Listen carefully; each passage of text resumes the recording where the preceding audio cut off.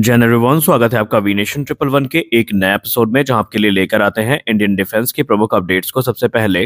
तो चैनल को सब्सक्राइब करना मत भूलिएगा। आज के अपने अपडेट की हम शुरुआत करने वाले हैं ट्विन इंजन डिग बेस्ड फाइटर को लेकर आई एक बड़ी अपडेट से। हमने पूर्व के अपडेट में आपको बताया कि कैसे टेडबीएफ के कैटोबार वेरिएंट को ऑलमोस्ट कंफर्म कर दिया गया है और एरोनॉटिकल डेवलपमेंट एजेंसी इस समय उस पर काम भी कर रही है। लेकिन अब यहाँ पर एक और नई चीज सामने आई है, क्योंकि ये एक फ्लैगशिप प्रोजेक्ट है और भारतीय नौसेना इसको सर्वगुण संपन्न बनाना चाहती है। तो अब टेडबीएफ में आपको आर्टिफिशियल इंटेलिजेंस का इस्तेमाल होता नजर आएगा। जी हाँ, एक बड़े पैमाने पर जो आर्टिफिशियल इंटेलिजेंस है ये यहाँ पर यूज की जाएगी और बहुत सारे जो एडवांस फीचर है वो advance medium combat aircraft program से बोरो भी किए जा रहे हैं। अब इसकी जो एक स्टैंड आउट कैपेबिलिटी आपको देखने को मिलेगी वो होगा AI assisted automatic landing and take off system, जो कि बेसिकली कैरियर ऑपरेशंस के लिए डिजाइन किया गया है। यह फीचर काफ़ी ज़्यादा सेफ्टी, एफिशिएंसी और रिलायबिलिटी जो कि नेवल एविएशन ऑपरेशंस के लिए ज़रूरी होती हैं उनको एनहांस करेगा और टेडबीएफ इस क्लास में एक लीडर की भूमिका निभाएगा, क्योंकि अभी तक जो कैटोबार वेरिएंट है या कोई भी जो कह सकते हैं आपकी कैरियर से ऑपरेट किए जाने वाले एयरक्राफ्ट है उसमें इस प्रकार के फीचर्स देखने को नहीं मिले हैं।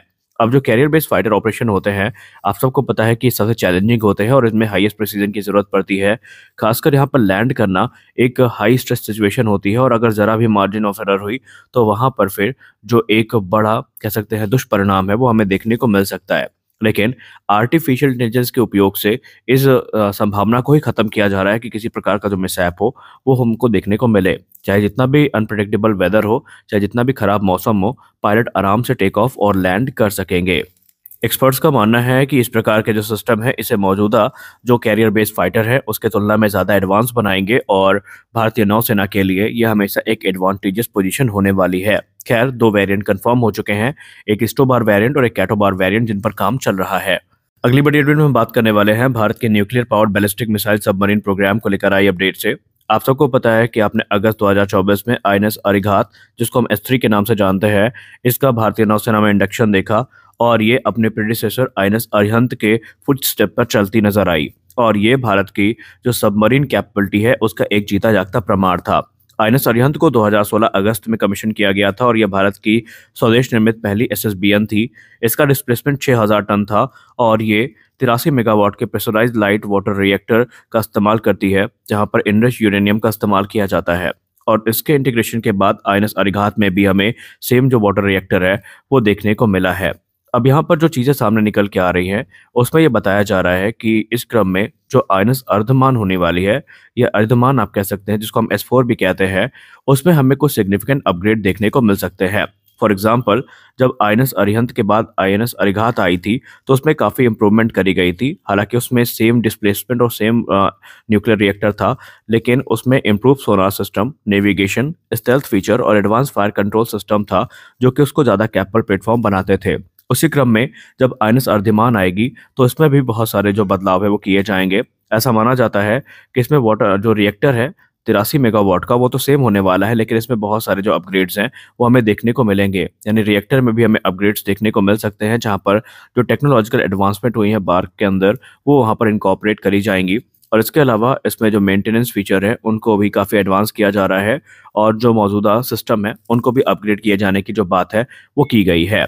यानी आप देख रहे हैं कि चरणबद्ध तरीके से जब एक के बाद एक नई सबमरीन आ रही है तो वो टेक्नोलॉजिकल एडवांसमेंट के साथ आ रही है, ना कि सेम कॉन्फ़िगरेशन में सारी सबमरीन्स को बनाया गया है। और ये इस चीज़ का प्रमाण है कि भारत अब इस प्रकार की जो कॉम्प्लेक्स और एडवांस टेक्नोलॉजी को बना सकता है। ना सिर्फ बना सकता है बल्कि भारत ने बना के दिखाया है और आज इसका फायदा भारतीय नौसेना को मिल भी रहा है। दोस्तों, आप सबने आमतौर पे एयरक्राफ्ट में यूज होने वाली जो इजेक्शन सीट्स हैं इनके बारे में सुना होगा और आपने ये भी सुना होगा कि भारत के लाइट कॉम्बैट एयरक्राफ्ट तेजस में हम British ejection seat Martin baker का यूज करते हैं। लेकिन आपको कैसा लगेगा अगर हम आपको ये बोले कि अब भारत में जो हेलीकॉप्टर है उनके लिए भी इजेक्शन सीट को एक्सप्लोर किया जा रहा है। जी हाँ, आप सब यहाँ पर अच्छे से जानते हैं कि एक बार जो फाइटर जेट होते हैं इनमें कोई विषम परिस्थिति बनती है तो पायलट इजेक्शन सीट का इस्तेमाल करके एयरक्राफ्ट से सेफली इजेक्ट कर जाते हैं और उनकी जान बच जाती है। लेकिन अनफॉर्चुनेटली जब हेलीकॉप्टर के साथ कोई मिसहैप होता है तो उनके पास बहुत कम चांसेस होते हैं कि वो उस एक्सीडेंट को एस्केप कर सके। लेकिन अब हमारे डीआरडीओ के द्वारा यानी defence research and development organisation के द्वारा हमारे फॉर्मर प्रेसिडेंट और scientist doctor APJ Abdul Kalam ji को श्रद्धांजलि के तौर पर एक नए प्रोग्राम की शुरुआत करी गई है। इसका नाम है डेयर टू ड्रीम 5.0, जहां पर टेक्नोलॉजिकल इनोवेशन की बात की गई है। अब यहाँ पर जो हेलीकॉप्टर है, इनके लिए पायलट को कैसे इवैक्यूएट करना है, कैसे पायलट इमरजेंसी से एस्केप कर सकते हैं, इस पर जोर दिया जा रहा है। क्योंकि हेलीकॉप्टर्स के लिए अभी तक कोई इजेक्शन सीट सिस्टम बनाया नहीं गया है, उसके पीछे की वजह है कि वहाँ पर रैपिड रोटेटिंग ब्लेड्स होती है, जिनकी वजह से पायलट्स की जान को नुकसान पहुँच सकता है और ये सारी चीज़ें सेफ इजेक्शन को कॉम्प्लिकेट करती है।